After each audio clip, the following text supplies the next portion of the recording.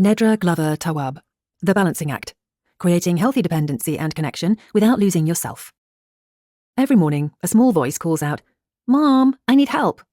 For the author, Nedra Glover Tawwab, these words from her daughter represent something profound, the healthy ability to ask for support. It's a skill many of us never learned. Perhaps you pride yourself on handling everything alone, or maybe you lean so heavily on others that you've lost touch with your own inner compass.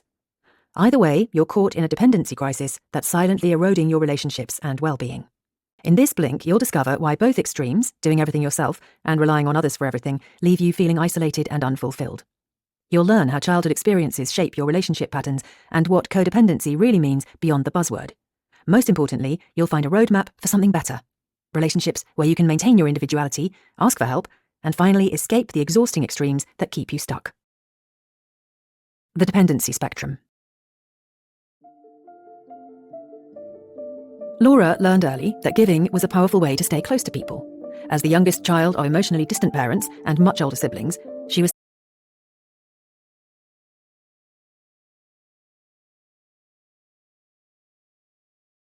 starved for attention.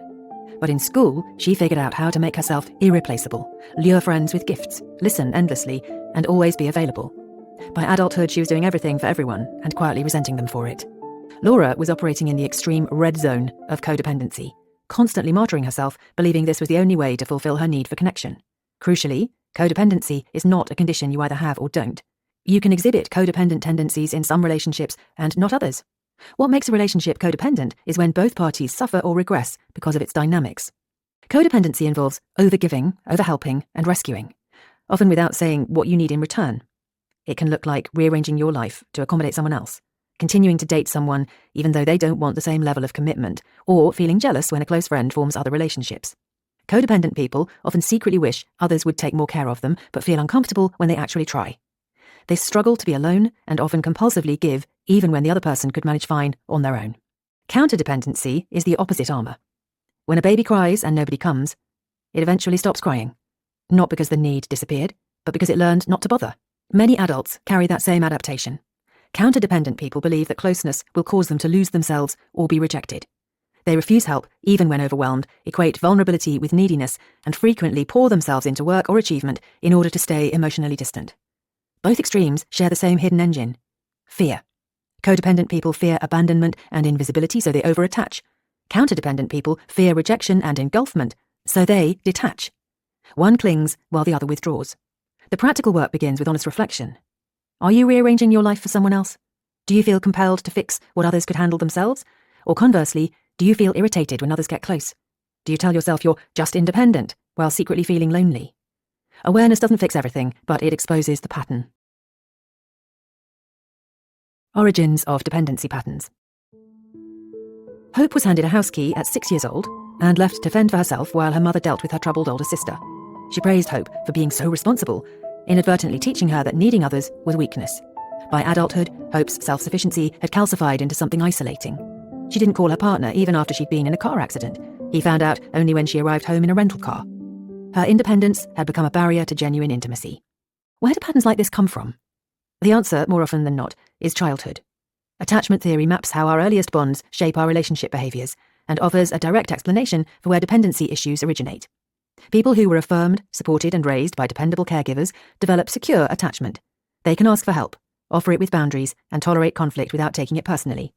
When caregivers were emotionally unavailable, abusive or self-absorbed, children develop anxious attachment, a persistent fear that no one will truly show up, which in adulthood often tips into codependency. When caregivers couldn't be trusted at all, children learn to depend entirely on themselves, developing avoidant attachment. Fierce independence that is really counter-dependency in disguise. Finally, disorganized attachment emerges from caregivers who were simultaneously a source of comfort and fear, producing adults who desperately want closeness but don't trust others to provide it correctly. They oscillate unpredictably between extreme self-reliance and overdependence. These patterns are then reinforced by specific experiences that harden into sweeping worldviews. My father left becomes, everyone will leave. My friend betrayed me becomes, people can't be trusted. Trauma wires the nervous system to respond to past dangers even when those dangers have long passed. The solution isn't to get over past wounds through sheer willpower or push through alone. In fact, working through trauma or attachment issues in isolation is often just another way to avoid intimacy. Therapy provides a safe space to practice emotional vulnerability with someone trained to help you identify the beliefs driving your behaviour. You might not even consciously recognise what those beliefs are until you speak your story aloud to a professional who can help you see the patterns. Asking for help. Naomi began planning her own bachelorette weekend despite her friends' offers to help, convinced they were too busy. When her best friend Trinity insisted on taking over, Naomi spiralled, obsessing over the budget, the guest list, and the excursions. In therapy, she learned how to stop and consider alternatives. For example, if she wanted certain people invited, she could simply tell Trinity their names. Naomi's growth wasn't linear. Some weeks she handled her anxiety gracefully, others she was inconsolable. Ultimately, the weekend turned out even better than she'd imagined, and she learned that receiving help is a skill that requires practice. The first obstacle is often the ask itself. Many people preemptively manage other people's time, assuming a friend is too busy before anyone has actually said no. But when people are unavailable, they can say so themselves. Even if they do say, not now, that doesn't mean not ever. And one person's unavailability doesn't mean that nobody is available. When you do ask, be specific. I'm overwhelmed is not a request, but can you create the presentations for Thursday's meeting is. Vague asks are unlikely to be understood by the other person, so even if they try to fulfill it, you're likely to be left disappointed. A direct request gives someone an actual chance to show up. Also, match the task to the person. Your 7-year-old can mix ingredients, but she can't judge when the cookies are done baking. Likewise, your chatty aunt might be an awful cook, but could be a wonderful greeter. Refusing all help because someone can't do everything means you'll end up with no help at all. Finally, train people once, rather than doing everything yourself forever. Show a friend how to assemble one chair, and you've saved yourself assembling all of them alone. And when someone helps you, remember that you don't have to return the favour in kind or at all. Saying thank you is enough. Help rooted in genuine kindness isn't a transaction. Treating it like one can sour the very dynamic you're trying to build. To bring this into your own life, consider, what are some things you genuinely like help with from the people in your life but haven't asked for yet? Balance in relationships. When James's mother died unexpectedly, he discovered that his thousands of social media friends and regular golf buddies amounted to almost nothing.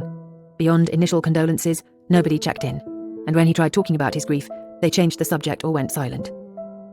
In therapy, James realised the problem wasn't his friends' limitations, it was that his relationships had never been built for depth.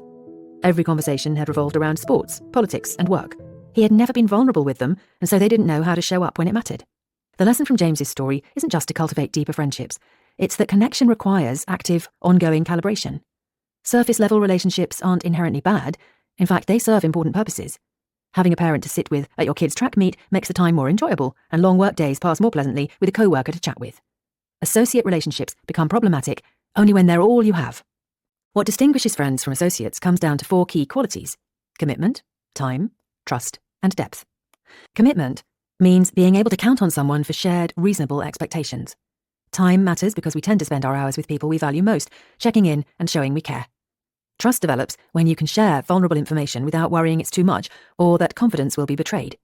And depth, the ability to go really deep in conversation, is ultimately what separates friends from associates. If you want more connection with someone, own it as your need rather than framing it as their failure. You never want to spend time with me puts someone on the defensive. Would you like to come over Thursday for the playoffs gives them something to actually say yes to. If you need more space, declare it as a need rather than a request open to negotiation. I've had a long week being social and need time alone to recharge is a statement, not an invitation to debate. Reassure the other person it's about you, not them, and then hold the boundary without guilt. Nurturing connections. Brandy felt like a ghost in her marriage to Calvin. She was appreciated for managing the kids and household logistics, but invisible as a person who needed acknowledgement and care. But when she and Calvin finally entered couples therapy, Brandy was surprised to find that Calvin felt equally disengaged. They both claimed their marriage was a top priority, yet consistently prioritised work, children, and social obligations. This is devastatingly common. Relationship satisfaction typically declines once children arrive and the relationship starves from neglect. Loving someone isn't enough. You have to actively show them you care. When people say, "we grew apart," what they usually mean is that they stopped tending to the relationship. The good news is that connection doesn't require grand gestures or even shared interests. It requires consistency.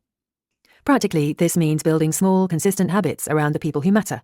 Add loved ones' birthdays to your calendar. Send a friend a photo or funny meme that reminded you of them. And ask people directly, what are some things I should be mindful of in our relationship? When a relationship goes through a transition, a child leaves for college or a friend moves away, the form of care needs to change too. The mistake is doing nothing because you're unsure what's needed. Something small and thoughtful almost always beats silence. And don't forget that it's a two-way street. You also need to tell other people what you need, especially when they directly ask. Pause and be honest with yourself and with your friends, and when someone offers to help, let them. When you want to expand your circle, treat it like dating. Get someone's number, suggest a plan, and follow through. Don't be afraid to make the first move. People are often open to connecting, but too shy or distracted to initiate. And remove the boxes around who qualifies as a potential friend. Different ages, life stages, and backgrounds enrich rather than complicate connection. Finally, resist the pull toward all or nothing thinking about your relationships. The people closest to you will have real differences, real flaws, and real limitations. That doesn't make the whole relationship a failure. Choosing connection over perfection is not settling. It's how lasting relationships actually work. The challenges of enmeshed relationships. Chrissy and Lola were inseparable, until adulthood began pulling them in different directions, and neither knew how to talk about it. When Chrissy chose a different friend as the maid of honour for her wedding, Lola was blindsided. Nobody had done anything wrong, the friendship had simply outgrown its original shape, and neither had renegotiated the terms. This is what enmeshment looks like when it unravels. Enmeshed relationships, ones with no real boundaries, blended emotions, and little time apart, work fine as long as both people want the same level of closeness. The trouble starts when one person starts to grow or needs something different. When enmeshment is no longer mutual, what was once intimacy starts to feel like a trap. When you need more space in a relationship, the most respectful thing you can do is say so directly and frame it around your own needs. Useful language sounds like, "I've appreciated how close we've been, and I also need to explore new parts of myself right now." That's not a reflection of our relationship. Your actions should match, being less available and spending more time with others. Without both verbal and behavioural signals, the other person is left confused. If someone is pulling away from you, resist interpreting it as rejection. The other person might be overwhelmed, juggling other commitments, or simply at a different life stage. Respond to a request for space with clarifying questions rather than anxiety. Can I still reach out? And if so, how often? Forcing contact only pushes them further away, or teaches them to perform closeness they don't actually feel. Most of us need more diversity in our relationships than we have. Are you always having the same conversations? Never feel challenged or feel like your relationships don't reflect your growth? These are signs you need to expand your circle. No single person can meet all your needs, and trying to extract everything from one or two people puts unsustainable pressure on those connections. So let people off the hook for what they can't provide and find those things elsewhere. A partner who doesn't love theatre doesn't need to be converted, you just need a friend who shares your passion. The goal is never perfect closeness, it's a diverse, resilient web of connections, each one asking only what it can reasonably give. The main takeaway of this blink to The Balancing Act by Nedra Glover Tawwab is that they stopped. Chrissy and Lola were inseparable, until adulthood began pulling them in different directions, and neither knew how to talk about it. When Chrissy chose a different friend as the maid of honour for her wedding, Lola was blindsided. Nobody had done anything wrong, the friendship had simply outgrown its original shape, and neither had renegotiated the terms. This is what enmeshment looks like when it unravels. Enmeshed relationships, ones with no real boundaries, blended emotions, and little time apart, work fine as long as both people want the same level of closeness. The trouble starts when one person starts to grow or needs something different. When enmeshment is no longer mutual, what was once intimacy starts to feel like a trap.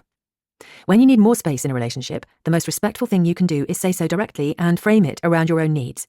Useful language sounds like, "I've appreciated how close we've been, and I also need to explore new parts of myself right now." That's not a reflection of our relationship. Your actions should match, being less available and spending more time with others. Without both verbal and behavioural signals, the other person is left confused. If someone is pulling away from you, resist interpreting it as rejection. The other person might be overwhelmed, juggling other commitments, or simply at a different life stage. Respond to a request for space with clarifying questions rather than anxiety. Can I still reach out? And if so, how often? Forcing contact only pushes them further away, or teaches them to perform closeness they don't actually feel. Most of us need more diversity in our relationships than we have. Are you always having the same conversations? Never feel challenged or feel like your relationships don't reflect your growth? These are signs you need to expand your circle. No single person can meet all your needs, and trying to extract everything from one or two people puts unsustainable pressure on those connections. So let people off the hook for what they can't provide and find those things elsewhere. A partner who doesn't love theatre doesn't need to be converted, you just need a friend who shares your passion. The goal is never perfect closeness, it's a diverse, resilient web of connections, each one asking only what it can reasonably give. The main takeaway of this blink to The Balancing Act by Nedra Glover Tawwab is that healthy relationships require finding the middle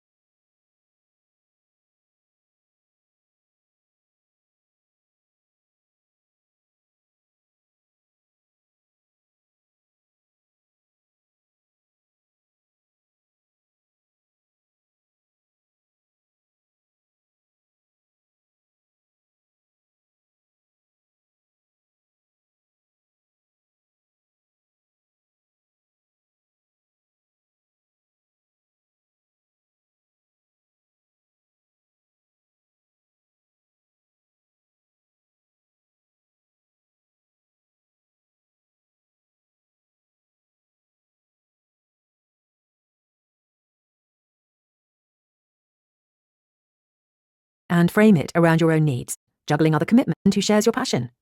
The goal is never perfect closeness. It's a diverse, resilient web of connections, each one asking only what it can reasonably give. The main takeaway of this blink to The Balancing Act by Nedra Glover Tawwab is that healthy relationships require finding the middle ground between two destructive extremes, giving so much of yourself that you disappear, or protecting yourself so fiercely that nobody can reach you. Our earliest experiences wire us toward one extreme or the other, but these patterns can be recognized and changed through honest self-reflection, deliberate practice, and the willingness to be vulnerable. Ultimately, sustaining meaningful connections isn't about grand gestures or perfect compatibility. It's about showing up consistently, communicating your needs clearly, accepting help when it's offered, and choosing connection over perfection, even when people inevitably fall short. Okay, that's it for this blink. We hope you enjoyed it. If you can, please take the time to leave us a rating. We always appreciate your feedback. See you in the next blink.